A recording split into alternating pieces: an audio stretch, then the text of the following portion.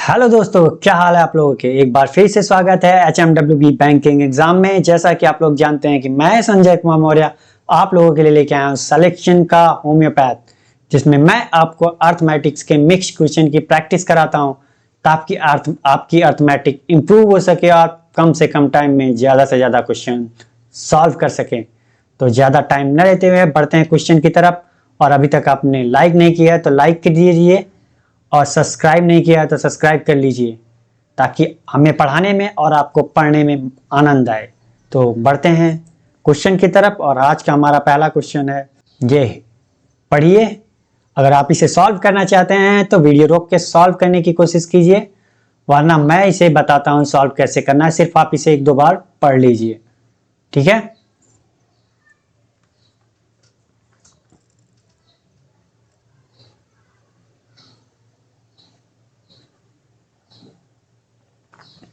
चलिए, आपने क्वेश्चन को पढ़ लिया होगा, मैं ऐसी उम्मीद करता हूं। ए ने 40,000 रुपए के निवेश के साथ एक व्यवसाय शुरू किया। कुछ महीने बाद बी भी 60,000 रुपए के साथ निवेश के साथ 60,000 रुपए के निवेश के साथ उसके साथ जुड़ गया। वर्ष के अंत में जो है प्रॉफिट जो है लाभ 8:5 के अनुपात में बांटा जाता है। तो यह बताइए, पता लगाइए कि बी व्यापार शुरू होने के कितने महीने बाद जुड़ा था। क्वेश्चन में क्या कह रहा है, ए जो है 40,000 रुपए के साथ वो 12 के 12 महीने जुड़ा रहा, लेकिन ए क्या है कि कुछ महीने बाद आया और वो 60,000 रुपए उसने इन्वेस्ट किए। तो ये हमको क्वेश्चन में बताना है कि वो कितने महीने बाद आया था, ठीक है। ए को ए लिख दिया मैंने इधर, बी इधर लिख दिया। ए कितने के साथ आया था, इसकी इन्वेस्टमेंट कितनी थी 40,000, तो मैंने क्या किया 40,000 इधर लिख दिया। कुछ महीने बाद बी भी 60,000 रुपए के साथ आया। बी कितने के साथ आया 60,000 रुपए लेके आया। ए तो पूरे 12 महीने रहा, मतलब साल के अंत मतलब 12 के 12 महीने। लेकिन ए जो बी जो हमारा है वो उसने बताया नहीं कि कितने टाइम के लिए। तो मैं क्या मान लेता हूं एक्स, ये हमारा इन्वेस्टमेंट है, ये हमारा टाइम। और टाइम इन्वेस्टमेंट का जो रेशियो गुणा होता है उसका रेशियो क्या होगा हमारा, ये प्रॉफिट का रेशियो। टाइम इन्वेस्टमेंट का जो गुणा होता है हमारा क्या हो जाएगा, प्रॉफिट। तो हम इसे सॉल्व कर लेते हैं। 4 जीरो से इधर कैंसिल, 4 जीरो से इधर कैंसिल, इधर 4 ये हो गया, ठीक। 6 दूनी 12, तो इधर क्या बच गया 4 दूनी 8, इधर क्या बच गया x। अब हमारे पास प्रॉफिट की रेशियो क्या आ गई 8:x, ठीक है। और इधर कितना दिया है 8:5, तो ये भी प्रॉफिट का रेशियो, ये भी प्रॉफिट का रेशियो, तो दोनों आपस में क्या बराबर होंगे, बराबर होंगे। 8/x equal to 8/5। अब इसे हम सॉल्व कर लेते हैं, 8 से 8 कैंसिल, x बराबर 5। ये 5 क्या आया, काफी बच्चे जो है ये आंसर मार के आ जाएंगे 5 मंथ, जो कि गलत है। उसने क्वेश्चन में कहा है यह पता लगाइए कि बी व्यापार शुरू होने के कितने महीने बाद जुड़ा, ठीक है, न कि उसने कितने महीने तक इन्वेस्ट किया। ये तो हमारा क्या आ गया, जैसे यहाँ पे 12 महीने के लिए इन्वेस्ट किया था उसने, यहाँ पे x महीने के लिए, ये तो इसने 5 महीने के लिए इन्वेस्ट किया, तो कितने महीने बाद जुड़ा था, कितने महीने बाद जुड़ा था,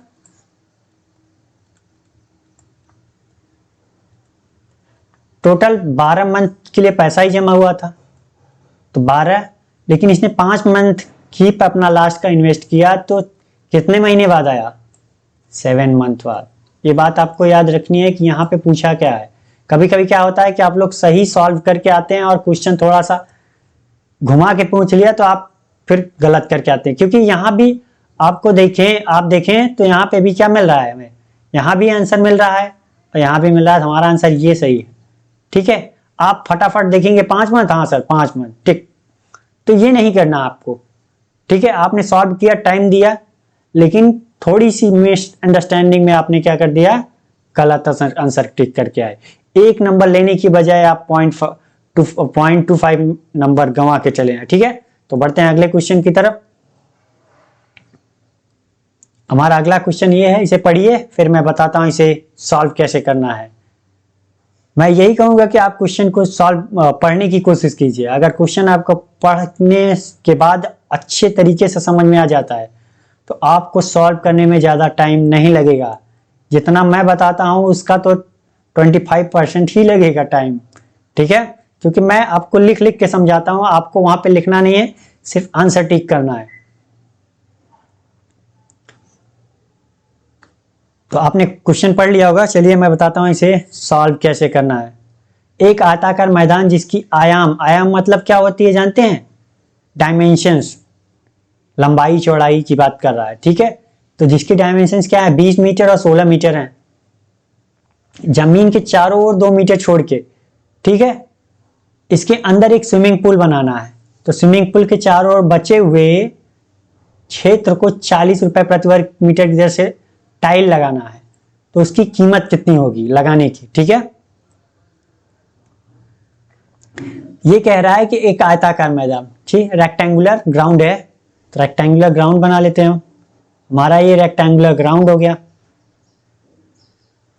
कह रहा है कि जिसकी आयाम मतलब डायमेंशंस कितनी है? 20, ये मान लेते हैं, 16 ये मीटर, ठीक है। आगे कह रहा है जमीन के चारों ओर 2 मीटर की सीमा छोड़कर, ये सीमा से 2 मीटर इधर छोड़ के, 2 मीटर इधर छोड़ के, 2 मीटर इधर छोड़ के और 2 मीटर ये छोड़ के, मतलब चारों तरफ 2 मीटर छोड़ने की बात कर रहा है। तो हमने क्या किया? 2 मीटर छोड़ दिया। सॉरी थोड़ा तिरछा हो रहा है तो आप समझ लीजिएगा, ये रेक्टेंगुलर ये है हमारा, ठीक है। तो 2-2 मीटर क्या हुआ? ये छोड़ दिया। 2 मीटर इधर छोड़ दिया, 2 मीटर इधर छोड़ दिया, 2 मीटर इधर छोड़ दिया, तो 2 मीटर इधर छोड़। अब अंदर की लंबाई क्या हो गई? चौड़ाई क्या हो गई? लेंथ एंड ब्रेथ, ये देखो इतनी कितनी थी? ये लेंथ 20 थी, 2 इधर छोड़ दिया, 2 इधर छोड़ दिया, कितनी कम हो गई? 4। अब अंदर की लंबाई कितनी हो गई भाई? 16 मीटर। और चौड़ाई इधर भी 2 कम किया, इधर भी 2 कम किया, तो 16 से कितनी हो गई? 12 मीटर ये, ठीक है। कितनी हो गई? 12 मीटर। तो अगर आपसे कोई पूछे कि हमें स्विमिंग पूल ये क्षेत्रफल ज्ञात करना है, तो आप कैसे ज्ञात करोगे? पूरे में से इतना घटा दोगे, ठीक है, तो हमें मिल जाएगा इसका क्षेत्रफल, ठीक है। तो जैसे आपसे कोई पूछे कि मैंने आपको 100 रुपए दिया और आपने 50 रुपए खर्च कर दिया, तो बचा कितना आपके पास? 50 रुपए। तो वही हाल यहाँ पे भी है। उसने क्या दिया? ये 100 रुपए पहले दे दिया, फिर ये बोला कि इतना जो है स्विमिंग पूल है, मतलब इतना आपने खर्चा कर दिया, तो बचा कितना? इतना। तो बचे हुए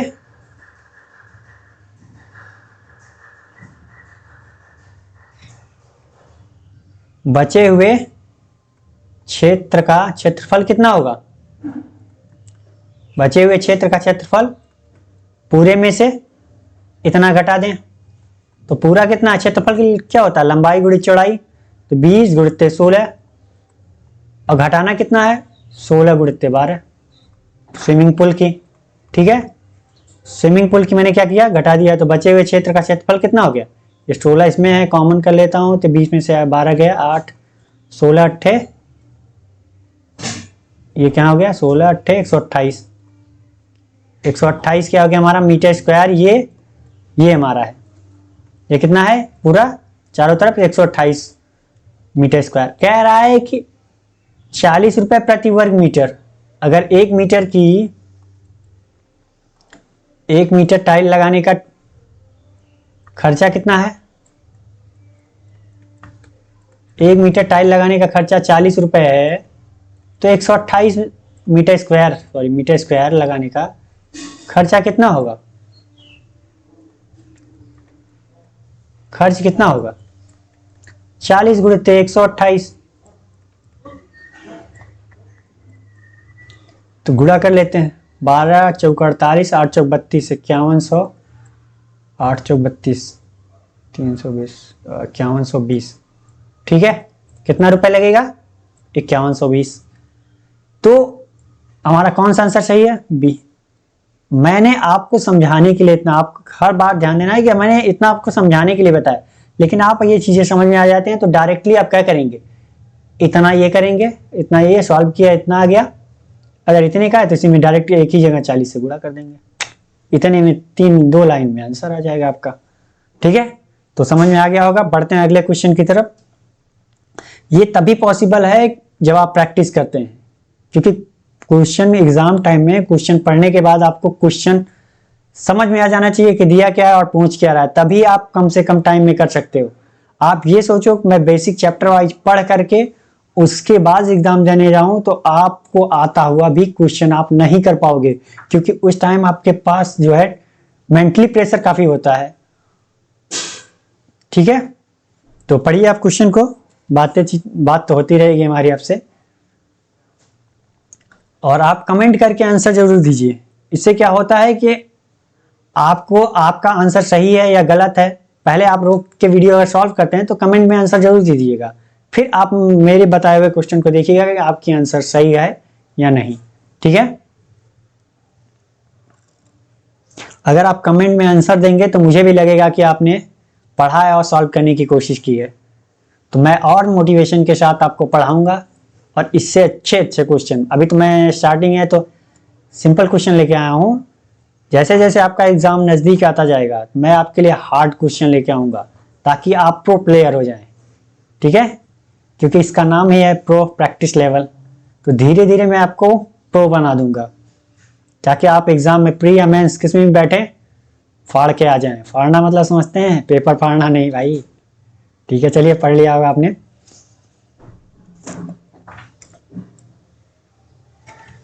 तो क्वेश्चन में कह रहा है ए अगर 25% काम को 4 दिन में पूरा करता है। अगर किसी काम का कोई काम क्या होती है अपने आप में 100% होती है, अगर वो अपने काम का 25% 4 दिन में कर रहा है तो 100% कितने दिन में करेगा ये बताइए आप। जाहिर सी बात है अगर 25% 4 दिन में कर रहा है तो 100% 16। ठीक है, तो एक अपना काम कितने दिन में कर रहा है, 16 दिन में। जब भी हम काम लेंगे वो 100% लेंगे, मतलब पूरा काम। अभी उसी काम को कितने दिन में कर रहा है, 16.66%, 3 दिन में कर रहा है। हाँ, तो 100% कितने दिन में करेगा। अगर आप सोच लीजिए 16.66% का मान कितना होता है, 1/6। अगर 6 में एक 6 टोटल काम 6 है, इसमें से वो 1 कर रहा है 3 दिन में, तो 6 काम कितने दिन में करेगा, 6 त्रिक 18 दिन में। कितने दिन में करेगा, 18 दिन में। ये हमारा टोटल काम है, और ये जो कर रहा है वो एक काम 3 दिन में कर रहा है, तो ये टोटल हमारा काम कितना हो गया, 6। तो 6 त्रिक 18 दिन में टोटल काम वो कर लेगा।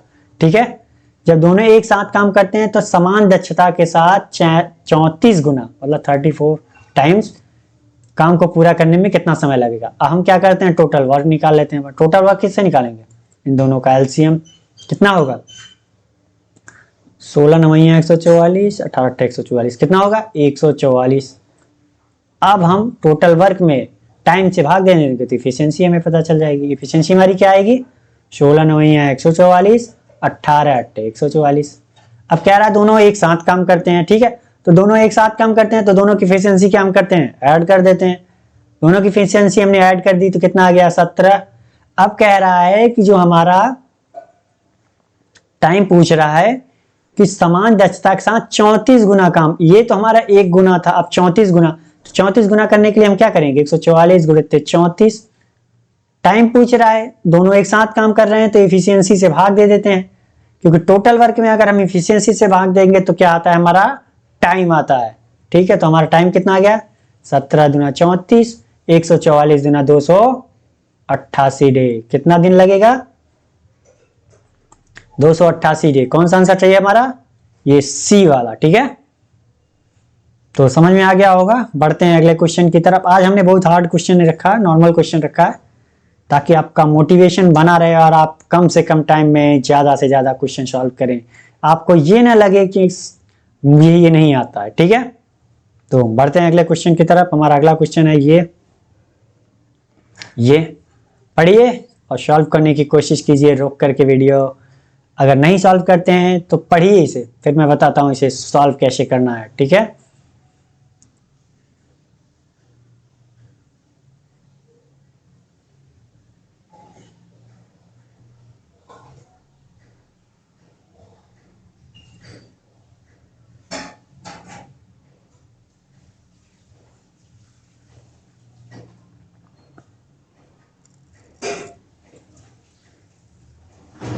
चलिए, आपने क्वेश्चन को पढ़ लिया होगा, मैं बताता हूं इसे सॉल्व कैसे करना है। ठीक है,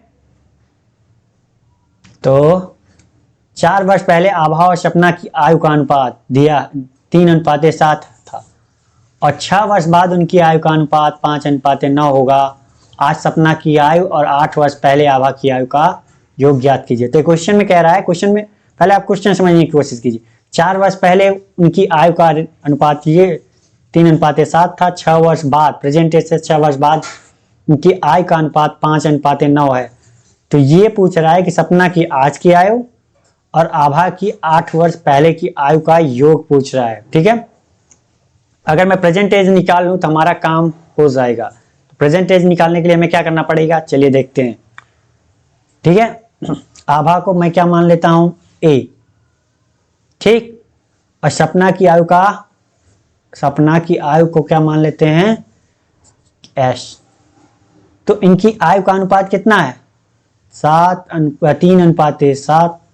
वो भी कितने, प्रेजेंट एज से कितने साल पहले, 4 वर्ष पहले। तो इसलिए हम इसको क्या करेंगे, माइनस लिखेंगे। हमेशा प्रेजेंट एज से काउंट करेंगे। तो प्रेजेंट एज से 4 वर्ष पहले कह रहा है तो हम क्या, माइनस लगा दिया हमने। ठीक है, अब कह रहा है 6 वर्ष बाद, मतलब प्रेजेंट एज से 6 वर्ष बाद इनकी आयु का अनुपात कितना हो जाएगा, 5:9। ठीक है, आज सपना की, ठीक है, कितना, प्रेजेंट एज से 6 वर्ष बाद।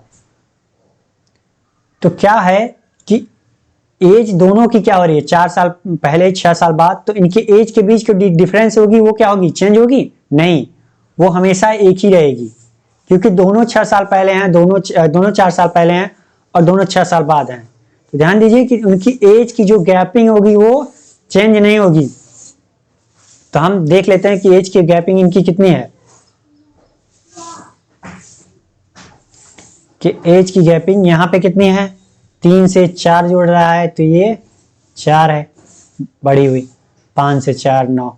इसका मतलब क्या है कि हमारी एज की गैपिंग जो है समान है। तो अब हम क्या करेंगे, डायरेक्टली इनके बीच का अंतर देख लेते हैं कितना है, 7 से 2 बढ़ रही है, मतलब 2 यूनिट। और यहाँ पे क्या हो रहा है, 4 साल पहले 4 से 0 आएगी, मतलब 4 साल, फिर 6 साल आगे जाएगी, मतलब यहाँ पे डिफरेंस कितना है, 10 साल का। यहाँ पे 2 साल का, यहाँ 10 साल का, मतलब 2 यूनिट बराबर 10 साल। तो 1 यूनिट का मान कितना होगा, 5 साल। तो 7 यूनिट का मान कितना हो जाएगा, 35। ठीक है, और 3 यूनिट का मान कितना हो जाएगा, 15।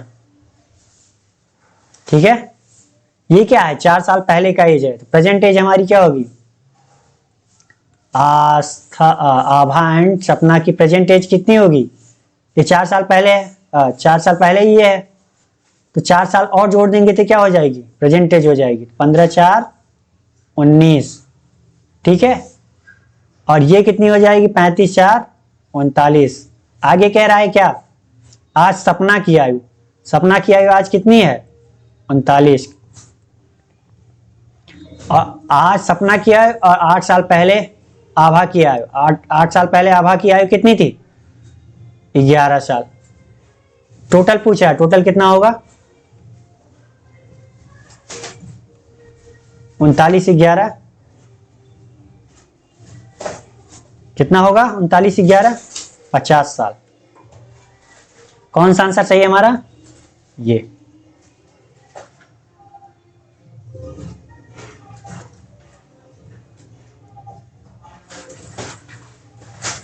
तो समझ में आ गया होगा। बढ़ते हैं अगले क्वेश्चन की तरफ। हमारा अगला क्वेश्चन है ये, पढ़िए और सॉल्व करने की कोशिश कीजिए, फिर मैं बताता हूं आपको सॉल्व कैसे करना है। ठीक है, और सॉल्व करने के बाद कमेंट में आंसर जरूर दीजिएगा, ताकि हमें लगे कि आपने सॉल्व करने की कोशिश की है। ठीक है, जो भी आंसर आपका है, वीडियो अगर पूरा आप नहीं देख रहे हैं, उसके रोक के सॉल्व कर रहे हैं, तो सॉल्व करके आंसर जरूर दीजिएगा, चाहे गलत चाहे सही। ठीक है, तो चलिए, पढ़ लिया होगा अपने क्वेश्चन को, मैं बताता हूं इसे सॉल्व कैसे करना है।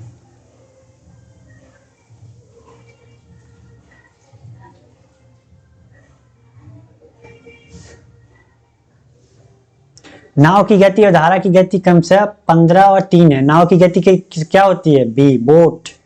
बोट की गति कितना दिया है? 15 किमी पर आवर। ठीक है। अब धारा की गति क्या होती है? करंट, सी। तो कितनी हो जाएगी? धारा मतलब जो पानी बह रही है उसकी गति हो रही है भाई, करंट की नहीं है। इलेक्ट्रिसिटी वाली करंट की नहीं बात हो रही है, पानी की धारा की बात हो रही है। नदी में नहाने गए होंगे तो वहां आपने देखा होगा ना, पानी बहती है। अब तालाब में थोड़ा नहीं बहता है, तालाब में तो स्थिर रहता है, तो यहाँ नदी की बात हो रही है। ठीक है। अब तालाब वाले बोले कि सर तालाब में तो बहती नहीं है, तो तालाब की बात नहीं हो रही, ध्यान देना। ठीक है, चलिए। इसने 3 घंटे धारा के अनुकूल, धारा के अनुकूल मतलब, अनुकूल मतलब क्या? Down stream, down stream.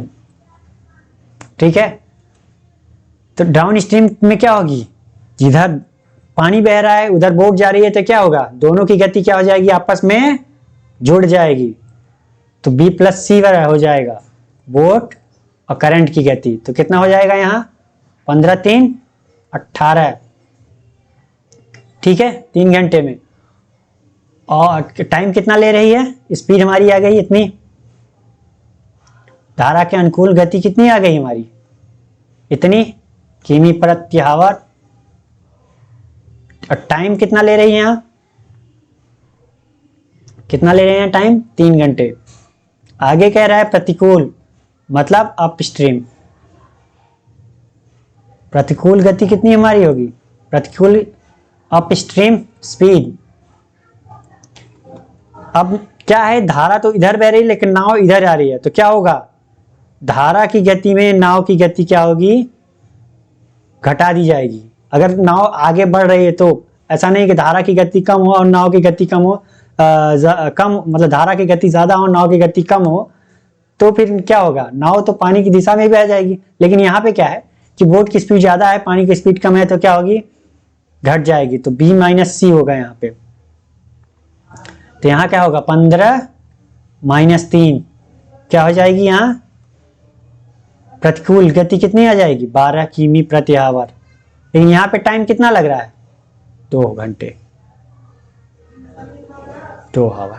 तो ये हमसे पूछ रहा है नाव की प्रारंभिक और अंतिम स्थिति के बीच की कुल दूरी बतानी है। तो अगर पहले क्या हो रहा है? 3 घंटे धारा के अनुकूल जा रही है, 3 घंटे ये धारा के अनुकूल चली गई, सॉरी। ठीक है, 3 घंटे धारा के अनुकूल चली गई, ये हमारी 3 घंटे हो गई। ठीक। तो 3 घंटे में कितनी दूरी चली होगी? दूरी की निकालने के लिए हमें क्या करना पड़ता है? सीधा सीधा टाइम इंटू स्पीड। डी बराबर क्या होता है? V into T, time, speed into time. Speed हमारी कितनी है यहाँ पे?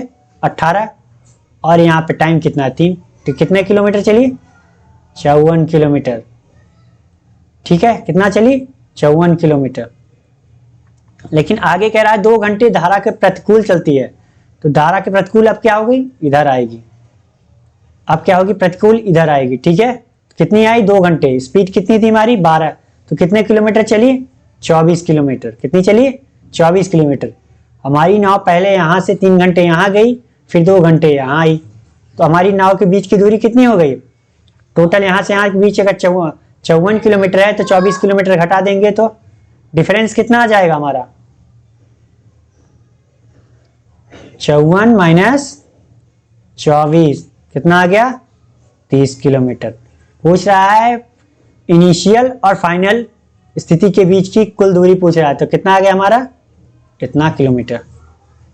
ठीक है, आंसर कौन सा सही है हमारा? ये। ना कि टोटल डिस्टेंस पूछ रहा है कि कितनी टोटल चली है, वो पूछ रहा है इनके बीच की दूरी। तो इनके बीच की दूरी कितनी है? ये। ठीक है, समझ में आ गया होगा। बढ़ते हैं अगले क्वेश्चन की तरफ, और हमारा अगला क्वेश्चन ये है। ठीक है, आप इसे पढ़िए, फिर मैं बताता हूं सॉल्व कैसे करना है।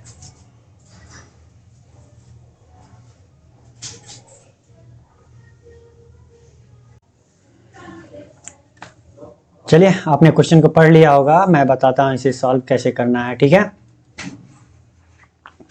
एक ट्रेन द्वारा एक खंबे को पार करने में लिया गया समय 12 सेकंड है और इसी ट्रेन द्वारा समान गति से 120 मीटर लंबे पुल को पार करने में लिया गया समय 36 सेकंड है। तो एक बात बताइए आप हमें, अगर ये कोई खंबा है, ठीक है, ये हमारा कोई पिलर है, खंबा, सॉरी थोड़ा तिरछा हो गया, सीधा सीधा होता है पिलर, और उसको क्या कर रही है, कोई ट्रेन पार कर रही है, ये हमारी ट्रेन हो गई। ठीक है, तो ये ट्रेन कितनी दूरी चलेगी कि उसको पार कर जाएगी? अगर ट्रेन यहां है तो इसका मुंह कहां है? यहां है। अब मान लीजिए ट्रेन ने खंबे को पार कर लिया, ठीक है, ट्रेन ने खंबे को पार कर लिया, ठीक। अब ट्रेन का मुंह इधर हो गया, अब ट्रेन पीछे, तो इसने टोटल दूरी कितनी चली? ये अपने ट्रेन की लंबाई के बराबर ही तो चली। ठीक है, कितनी चली? ट्रेन की लंबाई के बराबर ही तो चली एक खंबे को पार करने में। तो ट्रेन की लंबाई दी नहीं रखी है, तो हम मान लेते हैं ट्रेन की लंबाई कितनी है? ट्रेन की लंबाई कितनी है? लेंथ एक्स, ठीक है, और स्पीड क्या है हम मान लेते हैं, किस स्पीड से जा रही है? v। ट्रेन की स्पीड हम मान लेते हैं कितनी है? v। ठीक है, तो चाल स्पीड बराबर क्या होता है? Distance upon time. तो स्पीड हमारी क्या है? v। डिस्टेंस कितना चल रही है और ट्रेन अपनी लंबाई के बराबर। टाइम कितना ले रही है? टाइम ही बताया इसने हमें कि वो खंबे को पार करने में 12 सेकंड ले रही है, तो हमारा क्या हो गया? 12 सेकंड। इक्वेशन नंबर हमारा 1 हो गया। ठीक है, आगे कह रहा है कि उसी ट्रेन द्वारा समान गति से, मतलब स्पीड वही है, ठीक है, और वही ट्रेन भी है, तो डिस्टेंस ट्रेन की क्या होगी? एक्सी हमने माना है, तो एक्सी यहां भी होगी ट्रेन की लेंथ। लेकिन वो अब क्या कर रहा है, उन्हें खंबे को पार न करके अब क्या कर रहा है? 120 मीटर लंबे पुल को पार कर रहा है। तो ये हमारा हो गया पुल, ये हमारा क्या हो गया? 120 मीटर लंबा पुल हो गया। ये क्या हो गया? हमारा पुल हो गया। ठीक है, तो ये कितना है? 120 मीटर। तो अब हमें टोटल डिस्टेंस कितना पार करना पड़ेगा? अब ये देखो, ट्रेन के किनारे पे कितना है? ये ट्रेन का मुंह हो गया, तो ये x प्लस 100। अब ट्रेन पार कर रही है, ठीक है। अब मान लेते हैं ट्रेन क्या गई? प्लेटफॉर्म को पार कर गई। जब प्लेटफॉर्म को पार कर गई तो अब ट्रेन का मुंह किधर है? यहां है, ठीक है, और ये x ट्रेन की लंबाई 120। तो इतनी दूरी पार करने में ट्रेन ने कितना डिस्टेंस ट्रेवल किया? 120 ये किया, और जो ट्रेन की खुद की लंबाई थी वो भी तो ट्रेवल किया उसने। तो टोटल डिस्टेंस कितना हो गया? टोटल डिस्टेंस कितना ट्रेवल किया इसने? x प्लस 120, ठीक है। टोटल डिस्टेंस कितना ट्रेवल किया इसने? ये। और स्पीड कितनी थी उसकी? ट्रेन की स्पीड कितनी थी? v। तो v बराबर आपको पता ही है कि डी बाई टी होता है। डी हमारा ये इतना डिस्टेंस इतना ट्रेवल किया, x प्लस 120, और टाइम बता रखा है इसने कितना? उसी ट्रेन द्वारा 120 मीटर लंबे पुल को पार करने में लिया गया समय 36 सेकंड है। कितना सेकंड? 36। ये हमारा इक्वेशन 1, ये इक्वेशन 2। स्पीड दोनों में क्या है? बराबर है, ठीक है। तो स्पीड बराबर है, तो इसकी जगह हम क्या रख सकते हैं? सॉल्व कर लेते हैं। x प्लस 120 बटा 36, इधर कितना होगा? x बटा 12। अब सॉल्व कर लीजिए, 12 यहाँ 36, 3 का गुणा इधर करेंगे तो कितना हो जाएगा? x प्लस 120 बराबर कितना हो जाएगा? 3x। तो x का मान कितना आ जाएगा यहां से सॉल्व करने पर? 60 किमी, 60 मीटर, ठीक है। मीटर में दिया है तो मीटर मान लेते हैं, मीटर सब कितना आ गया? x बराबर 60 मीटर। ये क्या है? हमारी ट्रेन की लंबाई। तो स्पीड हमें निकालने के लिए क्या करना पड़ेगा? यहां क्या करते हैं? 60 बटा 12, तो कितना आ गई हमारी? 5 किमी पर आवर। क्या आ गई हमारी? स्पीड आ गई। क्या आ गई? स्पीड। हमें ट्रेन की डिस्टेंस और स्पीड दोनों पता चल गई, तो पूछ क्या रहा है हमसे, अब हमसे पूछ रहा है कि 140 मीटर लंबे पुल को समान गति से पार करने में कितना टाइम लगेगा। कितना टाइम लगेगा भाई? ठीक है, कितना टाइम लगेगा? 140 मीटर पुल हो गया, वो पार करेगी, ट्रेन प्लस अपनी लंबाई पार करेगी, तो 60 ये कितने की स्पीड से? 5 की स्पीड से। तो ये 200 बटा 5 कितना? 40 सेकेंड। कितने सेकेंड में? 40 सेकेंड में। ठीक है, कितना आ गया? 40 सेकेंड। ठीक है, तो बढ़ते हैं अगले क्वेश्चन की तरफ। चलिए इसका मैं ट्रिक और बता देता हूं एक और। ठीक है, तो ट्रिकी मेथड भी देख लेते हैं क्या होगा। तो इसके लिए हमें क्या करना पड़ेगा? मिटाना पड़ेगा इसे। तो इसको मैं मिटा देता हूं, इरेज ऑल। अगर आप स्क्रीनशॉट लेना चाहें तो ले लीजिए। ठीक है, नहीं वैसे तो मैं डेली प्रैक्टिस करा ही रहा हूं, तो आप वीडियो को देख देख के समझ जाएंगे। ठीक है, इरेज ऑल। चलिए ट्रिक मेथड बताता हूं मैं। तो एक ट्रेन द्वारा एक खंबे को पार करने में लिया गया समय देख 12 सेकंड, और उसी ट्रेन द्वारा समान गति से स्पीड क्या है हमारी? देखो समान बोल रहा है, 120 मीटर लंबे पुल को पार करने में लिया गया समय 36 सेकंड। कह रहा है स्पीड हमारी समान है, तो v बराबर क्या होता है हमें पता है, d बाई टी। अगर ये स्पीड समान है तो डिस्टेंस d1 अपान d2 बराबर t1 d2 अपान t2 होगा कि नहीं होगा? तो यहां से देखिए d1 अपान d2 बराबर t1 अपान t2 होगा कि नहीं होगा? ठीक है, अगर स्पीड समान है तो कह रहा है एक खंबे को पार करने में लिया गया समय 12 सेकंड है। तो हम रेशियो निकाल लेते हैं। एक खंबे को पार करने में वो 12 सेकंड ले रही है, और उसी ट्रेन द्वारा समान गति से 120 मीटर लंबे पुल को पार करने में कितना समय ले रही है? 36 सेकंड ले रही है। कितना सेकंड? 36 सेकंड। इनका रेशियो देख लेते हैं। ठीक है, ये पिलर को पार कर रही है ये पुल को। ठीक, तो 12 1 का 12 ત્યાં 36। इनका रेशियो कितना आ गया? 1:3। तो डिस्टेंस का रेशियो क्या होगा? जो T1 एंड T2 का रेशियो होगा वही D1 एंड D2 का रेशियो होगा। तो D1 एंड D2 का रेशियो कितना हो जाएगा? 1 और 3। ठीक है, यहां पे देखो तो पहले कितने यूनिट थी डिस्टेंस? 1 यूनिट। अब पुल बढ़ गया 120, तो ये कितना यूनिट बढ़ गया? 2 यूनिट यहां बढ़ रहा है। डिस्टेंस ट्रेवल 2 यूनिट ज्यादा यहां ट्रेवल कर रही है। यहां पे कितना कर रही थी? सिर्फ ट्रेन की लंबाई, मैंने बताया पहले, यहाँ पे ट्रेन की लंबाई के बराबर ही तो ट्रेवल कर रही थी, डिस्टेंस ट्रेवल कर रही थी। यहाँ तो x आ गया। क्या कर रही थी? सिर्फ जो ट्रेवल कर रही थी डिस्टेंस वो ट्रेन की लंबाई के बराबर, और यहां जो ट्रेवल कर रही थी वो कितना कर रही थी?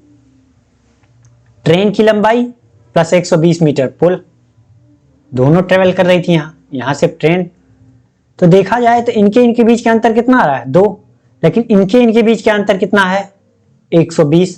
तो 2 यूनिट बराबर 120, क्योंकि जो बड़ी यूनिट जो है वो हमारी कितनी है? वो पुल ही तो एक्स्ट्रा पार कर रही है। तो 2 यूनिट का मान कितना हो गया? 120। तो 1 यूनिट का मान कितना हो गया? 60। तो 1 यूनिट बराबर 60, तो ये कितना हमारा 1 यूनिट का मान 60, जो क्या है? ट्रेन की लंबाई। यहां पे कितना आएगा? 180। यहां पे ट्रेन की लंबाई प्लस पुल की लंबाई, तो जोड़ लेंगे तो 120 आ रहा है कि नहीं है? सही है। अब हमें अगर स्पीड निकालनी है तो v बराबर क्या होता है? d by T. पहले हमारी जो है ट्रेन की लंबाई पार कर रहा था, तो ट्रेन की लंबाई कितनी है? मतलब थोड़े खंबे को जब पार कर रहा था तो ट्रेन की लंबाई अपनी बराबर ही पार कर रहा था, तो यहाँ क्या आ गया? 60। ठीक, और यहाँ पे कितना टाइम ले रहा था? 12 सेकेंड। तो 12 पंचे 60, तो 5 मीटर पर सेकेंड यहाँ पे स्पीड आ गई। यहाँ ट्रेन की लंबाई कितनी आ गई? ये 60। तो अब कह रहा है कि 140 मीटर लंबे पुल को समान गति से पार करने में 140 मीटर लंबे पुल के पार करने में टाइम कितना लगेगा? तो 140 पुल को पार करेगी प्लस 60 ट्रेन अपनी खुद की लंबाई पार करेगी। और किस स्पीड से पार कर रही है? तो 5 की स्पीड से। तो टाइम क्या आ जाएगा हमारा? 200/5, 5 चौका 20, मतलब 40 सेकेंड लगेगा। कितना सेकेंड? 40 सेकेंड लगेगा। ठीक है, तो समझ में आ गया होगा। बढ़ते हैं अगले क्वेश्चन की तरफ। अगला क्वेश्चन हमारा ये है, आप इसे पढ़िए फिर मैं बताता हूं इसे सॉल्व कैसे करना है। ठीक है,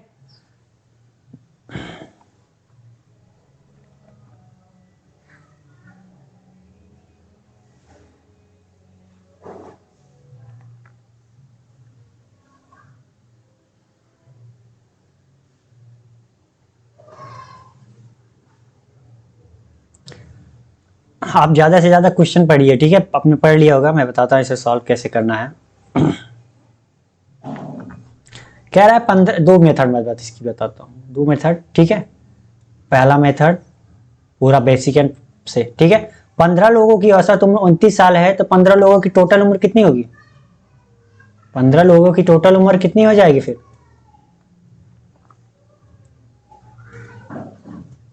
15 लोगों की कुल उम्र कितनी होगी भैया? एवरेज में अगर पर्सन से गुणा करते हैं तो हमें क्या मिल जाएगा? टोटल। तो 29 गुणित 15, 15 3 45, 450 में से 15 गया, 435 साल टोटल लोगों की एज है। ठीक है, 15 लोगों की टोटल एज 435 है। ठीक है, आगे कह रहा है कि 435 है टोटल। ये क्या था? गलत वाला था, रॉन्ग वाला। अब राइट वाला क्या होगा? टोटल एज 15 लोगों की कुल उम्र कितनी होगी? ये सही वाला, ये तो गलत गलत वाला था, ये सही वाली। ठीक है, बाद में पाया गया कि दो लोगों की उम्र 52 और 23 साल के बजाय 25 और 27 के रूप में गलत पढ़ लिया गया था। तो ये क्या था? 15 लोग जो थे पहले वो गलत वाले थे, तो इनकी एज जो थी वो 435 थी। अब कह रहा है कि दो लोगों की वो जो है वो गलत लिख ली गई, तो उनको क्या करना है? हमें सही करना पड़ेगा। तो कह रहा है कि 52 साल और 23 साल की बजाय 25 और 27 साल के रूप में गलत पढ़ लिया गया था। तो जो गलत पढ़ लिया गया था उसको हम क्या कर देंगे? घटा देंगे। 25 गलत पढ़ा गया था, 27 गलत पढ़ा गया था, तो सही वाला हम क्या करेंगे? जोड़ देंगे। सही कितना था? 52 साल और 23 साल हमने जोड़ दिया। अब सही वाला उम्र कितना हो गया हमारा टोटल?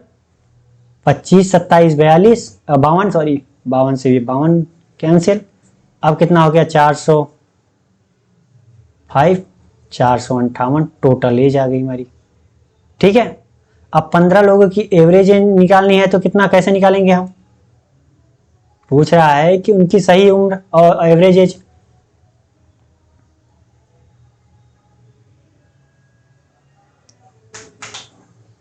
सही वाली, राइट। ठीक है, तो टोटल एज हमें पता है 458, लोग कितने हैं? 15। तो भाग देंगे तो कितना आएगा? ये 15 3 45, 15 5 75, फिर 15 3 45, 15 5 75, सॉरी 30.53। कौन कितनी आएगी? 30.53। कौन सा आंसर सही है? ये। ठीक है, ये रहा बेसिक मेथड। अब ट्रिक वाला मैं बता देता हूं। ट्रिक में क्या है कि हम जो गलत एज था या सही था, जो भी था पहले वाला जो था, वो ऐसे ही रहने देते हैं, 29 का 29 से रहने देते हैं। ठीक है, अब हम देखेंगे कि पहले उम्र जो थी, जो हमने लिखा था वो, और बाद में जो सही वाला था वो, उसमें डिफरेंस क्या है? घट रहा है या बढ़ रहा है? वो मैं निकाल करके और उसका एवरेज अगर हम निकाल लें तो हमें पता चल जाएगा कि हमारी सही एवरेज क्या है। ठीक है, तो उसमें हम क्या करते हैं? प्लस का चिन्ह लगाते हैं। पहले हमारी कितनी थी? 52 और 23 साल के बजाय 25 और 27 गलत पढ़ लिया गया था। जो गलत पढ़ लिया गया था उसको हम क्या करेंगे? घटा देते हैं। जो सही पढ़ा गया वो जोड़ लेते हैं। 52 और कितना? 23। अब ये तो हमारी एज आ गई जो घटी बढ़ी थी। अब एवरेज निकालने के लिए हम क्या करेंगे? 15 से भाग दे देंगे। तो 29, यहाँ पे कितनी? 27, 25, 52, 52 से 52 कैंसिल, 23/15, 29 प्लस इसका मान कितना आएगा, 15 का 15, 75, 45, तो कितना आ गया हमारा ये 30.53, और यहाँ कितना आया था, ये भी 30.53। ठीक है, इतना करने से अच्छा है इतना आप कर लीजिए। तो आपको समझ में आ गया होगा। बढ़ते हैं अगले क्वेश्चन की तरफ। तो अगला क्वेश्चन हमारा ये है, आप इसे पढ़िए फिर मैं बताता हूँ इसे सॉल्व कैसे करना है। ठीक है,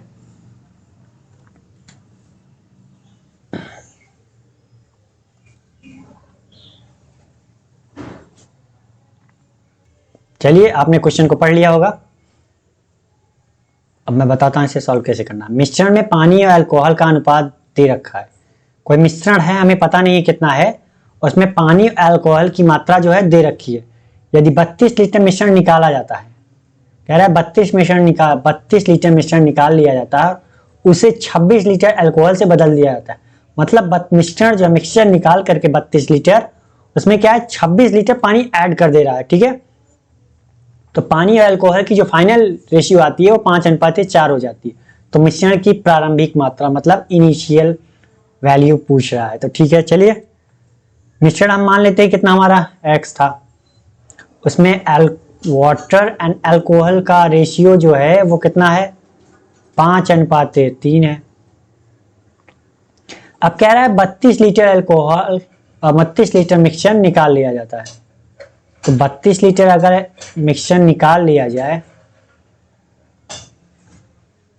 लीटर मिक्सचर,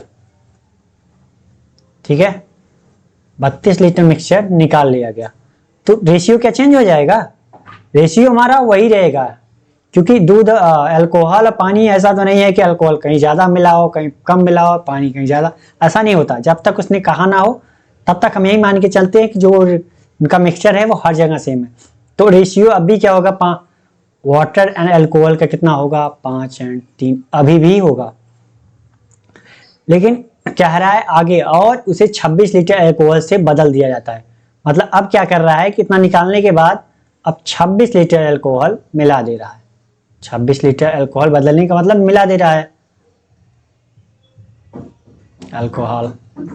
ठीक है, तो अब रेशियो जो है पानी और अल्कोहल का जो फाइनल रेशियो आ रहा है वो 5:4 आ रहा है। तो क्वेश्चन में इसमें हमने मिलाया क्या, अल्कोहल, पानी तो मिलाया नहीं, तो हमारा पानी का रेशियो क्या होना चाहिए, सेम होना चाहिए। तो यहाँ पे भी 5 है और यहाँ पे भी 5 है, तो हमारा अब क्या है, पानी का रेशियो जो है वो सेम है। अगर सेम नहीं होता तो हमें ये सेम करना पड़ता है गुणा करके। ठीक है, तो सेम है तो कुछ करना ही नहीं है, डायरेक्ट हम घटा देते हैं। तो 3 से बढ़ के 4 हो गई, मतलब यहाँ पे देखा जाए तो 1 यूनिट बढ़ रही है, लेकिन क्वेश्चन में कह रहा है कि 26 लीटर बढ़ रही है भैया, तो 1 यूनिट का मान 26 लीटर, तो 5 यूनिट का मान कितना हो जाएगा, 26 पंचे 20, 130। ठीक है, कितना होगा 130 और 26 नहीं है, कितना हो जाएगा 6 त्रिक 18, 3 दूनी 6, 1 7, 26 78। तो यहाँ टोटल कितना हो जाएगा 78, मिक्सचर टोटल कितना होगा यहाँ पे 78 प्लस 130 कितना हो जाएगा यहाँ 208, कितना 208। अब हमसे पूछ रहा है कि मिश्रण की प्रारंभिक मात्रा, ये पूछ रहा है x की वैल्यू। तो 32 लीटर निकालने के बाद 208 है, तो 32 लीटर हम अगर जोड़ दें तो क्या हमें मिल जाएगी x की वैल्यू। तो 32 जोड़ देते हैं 208 में, जो हमने निकाला था वो हमने क्या ऐड कर दिया, तो कितना हो गया ये हमारा 240 लीटर। कितना आ गया हमारा 240 लीटर। मिक्सचर हमारी कितनी थी इनिशियल में 240 लीटर। कोई आंसर है, कोई नहीं है, तो हमारा ये नॉन ऑफ दिस। ठीक है, तो समझ में आ गया होगा। मैं यही कहूंगा कि आप क्वेश्चन को बार बार पढ़िए जब तक आपको क्वेश्चन समझ में न जाए। जितना आप क्वेश्चन को पढ़ेंगे उतनी ही बार आपको क्वेश्चन में कुछ नया दिखेगा। ठीक है, और क्वेश्चन समझ में आ गया तो आंसर लाने में कोई प्रॉब्लम नहीं आती, अगर आपने ज्यादा से ज्यादा प्रैक्टिस कर रखी है तो। समझ में आ गया होगा। बढ़ते हैं अगले क्वेश्चन की तरफ। अगला क्वेश्चन हमारा है ये, आप पढ़िए फिर मैं बताता हूं इसे सॉल्व कैसे करना है। मैं यही कहूंगा कि चैप्टर वाइज आप पढ़िए, वो बात सही है, चैप्टर वाइज आप पढ़िए, लेकिन आप मिक्स्ड क्वेश्चन की भी प्रैक्टिस करते रहिए, क्योंकि एग्जाम में कोई चैप्टर वाइज नहीं आएगा, मिक्स्ड आता है। जब मिक्स्ड आता है तो दिमाग वहां पे कंफ्यूज हो जाता है, ठीक है। तो जितनी आप प्रैक्टिस किए रहेंगे उतने ही आपके लिए प्रॉफिटेबल होगा एग्जाम टाइम में, और आप जितनी मिक्स्ड क्वेश्चन किए रहेंगे उतना ही अच्छा है आपके लिए, ठीक है। क्योंकि आज के टाइम में अगर आपको अर्थमेटिक नहीं आता है तो सिंप्लीफिकेशन या फिर नंबर सीरीज, इनसे सिलेक्शन नहीं होता है, क्योंकि सिंप्लीफिकेशन तो एक पहली बार आया हुआ बच्चा भी कर लेता है।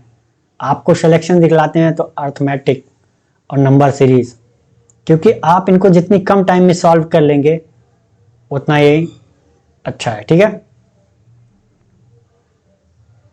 तो आपने पढ़ लिया होगा, चलिए मैं बताता हूं इसे सॉल्व कैसे करना है। एक वस्तु का अंकित मूल्य, अंकित मूल्य मतलब जानते हैं मार्क प्राइस, उसके क्रय मूल्य से 30% अधिक है। क्रय मतलब कॉस्ट प्राइस। कह रहा है मार्क प्राइस जो है उसके कॉस्ट प्राइस से कितना अधिक है, 30%।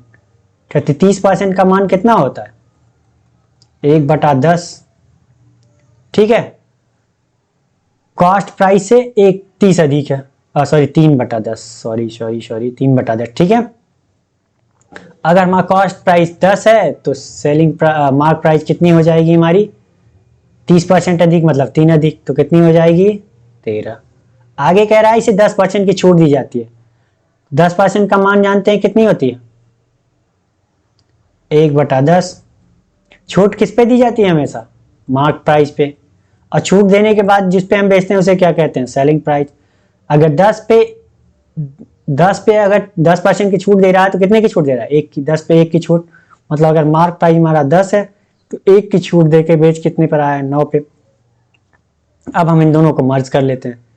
तो मर्ज करने के लिए क्या करना पड़ेगा, यहाँ पे मार्क प्राइस हमारा 13 आ रहा है, यहाँ पे 10 आ रहा है, तो हम क्या करेंगे, इनका एलसीएम लेंगे। एलसीएम लेंगे तो कितना आएगा, 130। तो डायरेक्टली हम क्या करते हैं, 10 का गुणा इधर कर देते हैं और 3 का गुणा इधर कर देते हैं। तो 10 का गुणा इधर कर दिया तो इधर भी करना पड़ेगा, और 13 का गुणा इधर करना पड़ेगा, तभी तो ये 130, ये भी 130, तो 13 का गुणा इधर करना पड़ेगा।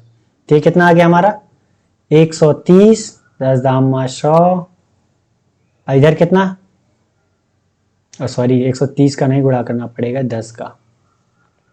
तो यहाँ कितना, यहाँ आ गया हमारा 130, यहाँ 13 9 है 117, ठीक है। अब तो बराबर हो गया, अब तो मर्ज कर सकते हैं ना। तो mark price selling price into cost price की रेशियो क्या आ गई हमारी, 130।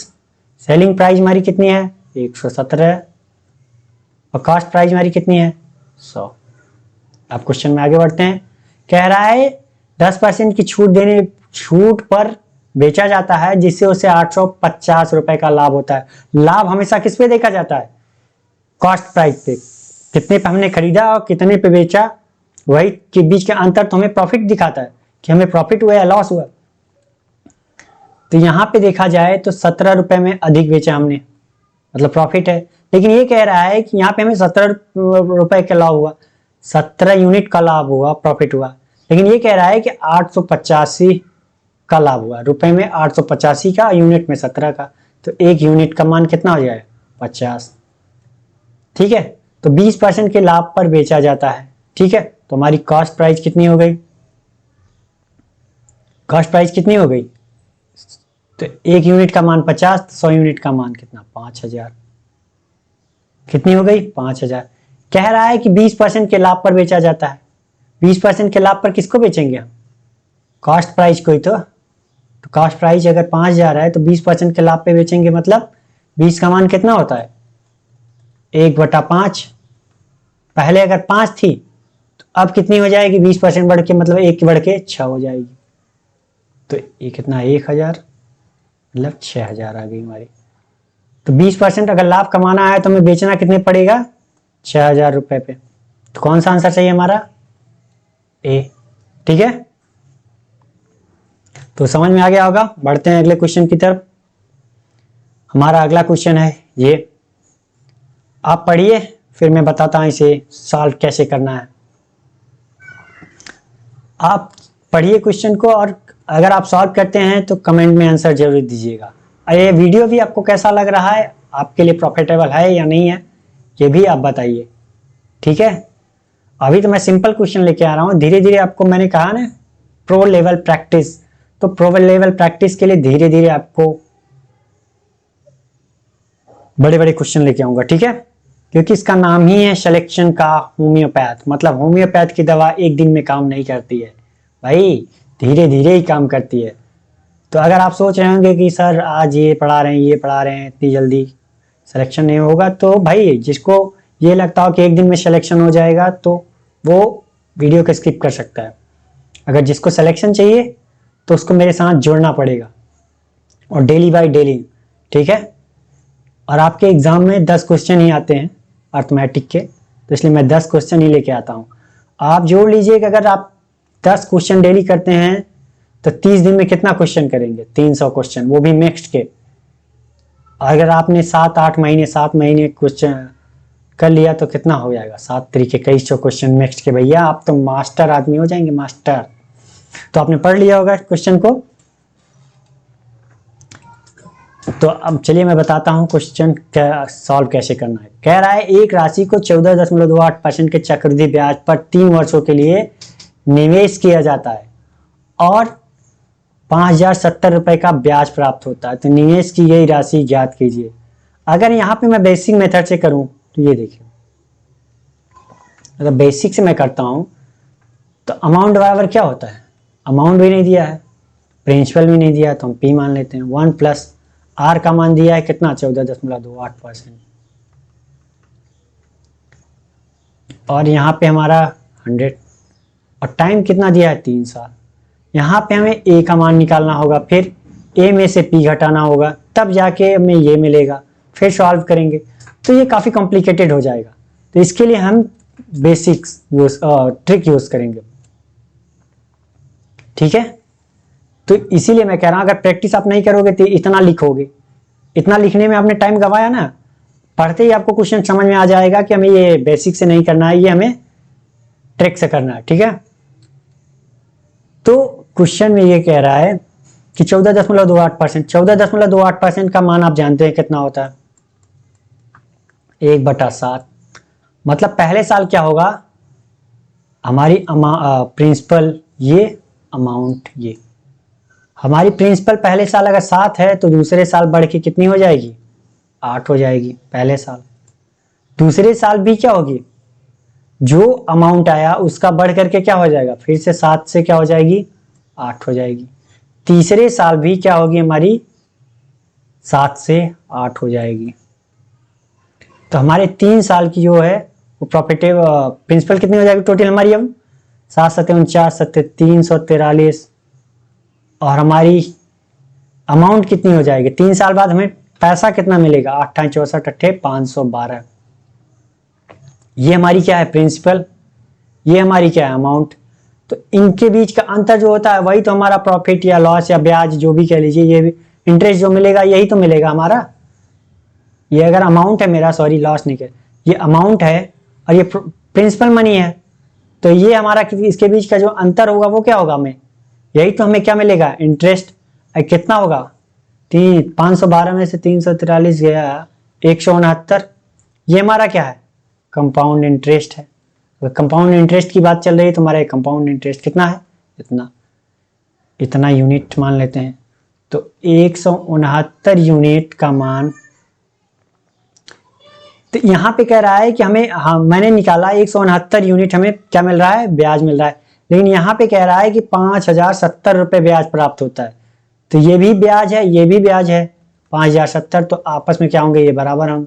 तो 1 यूनिट का मान कितना हो जाएगा हमारा, 16 3 48 2 50, तो कितना आ जाएगा, 1 यूनिट का मान 30 आ गया।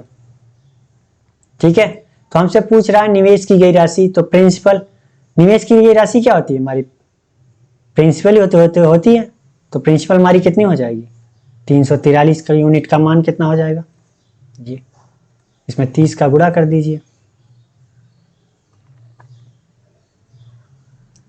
तो कितना आ जाएगा हमारा प्रिंसिपल? 3 त्रिक्का 9, 3 चौक 12, 3 त्रिक्का 9 1 10, 10,290 रुपये हमारी क्या हो जाएगी? प्रिंसिपल हो जाएगी, जो 3 साल में इतना हो जाएगी। निकाल सकते हैं यहाँ से भी अमाउंट भी हम, ठीक है। तो समझ में आ गया होगा। अगर नहीं समझ में आया तो एक मेथड मैं और आपको बताता हूँ, तो इसके लिए हमें मिटाना पड़ेगा, ठीक है। तो मैं इसको क्या करता हूँ, इरेज ऑल साइड, ठीक है। चलिए मिटा दिया हमने। कह रहा है कि कोई अमाउंट है, मान लेते हैं हम अमाउंट कितना है, मान लिया अमाउंट, सॉरी प्रिंसिपल है कोई x। कह रहा है इस पे 14.28% का प्रॉफिट हो रहा है। मतलब हर साल क्या हो रही है, 7 से 8 हो रही है। मतलब 7 पे 14.28% का मतलब इंटरेस्ट मिल रहा है, तो 7 से क्या हो जाएगी हमारी, 8 हो जाएगी।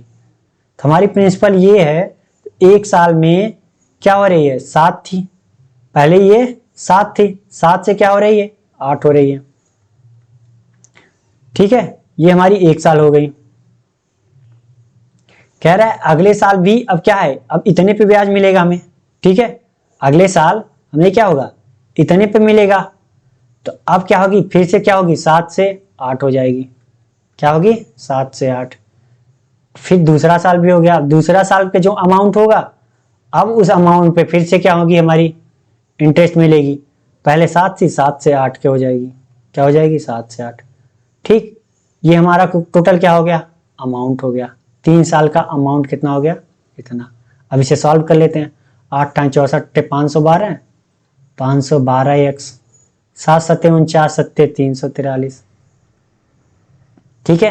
अब प्रिंस वो निकालने के लिए, कंपाउंड इंटरेस्ट निकालने के लिए हमें क्या करना पड़ेगा, अमाउंट 3 साल में जो हमें टोटल मिला है, अगर उसमें से मैं प्रिंसिपल घटा दूं तो हमें क्या मिल जाएगा, हमें मिल जाएगा कितना ब्याज मिला है। और हमारा ब्याज कितना मिला है, 5070। तो अमाउंट हमारा कितना है, ये 512 x 343।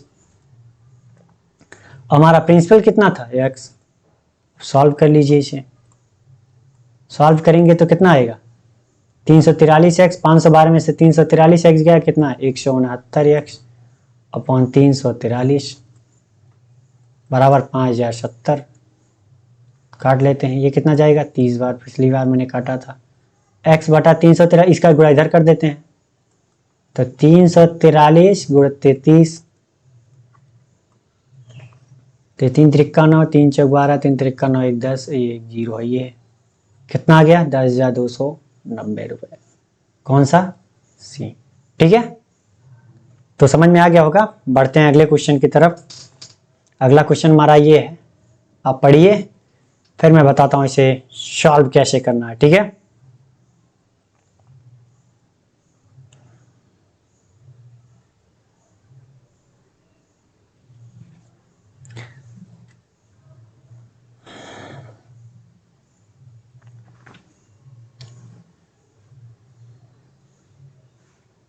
चलिए, आपने क्वेश्चन पढ़ लिया होगा, मैं बताता हूं इसे सॉल्व कैसे करना है। कह रहा है 7 पुरुष 3 दिन के लिए काम करता है, ठीक है, और 4 महिलाएं 5 दिन के लिए। अगर हमें वर्क निकालना हुआ किसी का, तो वर्क निकालने के लिए हमें क्या करना पड़ता है भाई, उसकी इफिशियंसी हमें पता होनी चाहिए, और कितने दिन काम करता है, टाइम पता होना चाहिए, तभी तो हम वर्क निकाल सकते हैं। तो यहाँ पे 7 पुरुष और 3 दिन काम करते हैं, और 4 महिलाएं 5 दिन काम करती हैं। ना हमें पुरुष का इफिशियंसी पता है, ना महिला की इफिशियंसी पता है। तो पुरुष की इफिशियंसी हम कितना मान लेते हैं, m, और महिला की f। मेल फीमेल है तो मेल का m, फीमेल का f। तो 7 एक का अगर इफिशियंसी m है, तो 7 का कितना हो जाएगा, 7m। और वो कह रहा है कि 3 दिन के लिए काम करते हैं, तो ये पुरुष का 3 दिन का काम हो गया। और उसी काम को, मतलब ये 4 महिलाएं और हैं उसमें, तो 4 फीमेल कितने दिन काम करती हैं, 5 दिन। ये टोटल कितना काम करती हैं, काम करते हैं एक काम। और आगे फिर क्या करते हैं, उसी काम को अगर 6 मेल करें 2 दिन तक, और 7 महिलाएं करें प्लस, महिलाएं मतलब फीमेल, 4 दिन तक। तो काम अगर सेम है, ये भी टोटल वर्क हो गया इनका, ये भी टोटल वर्क, और वर्क दोनों का एक ही है, तो आपस में क्या होंगे, ये बराबर होंगे।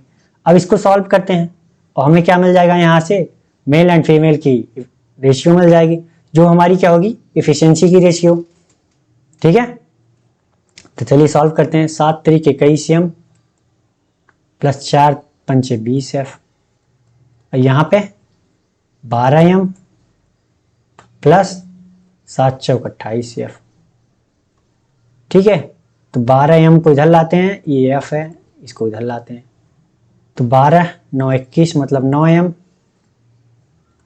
और इधर कितना 8 f।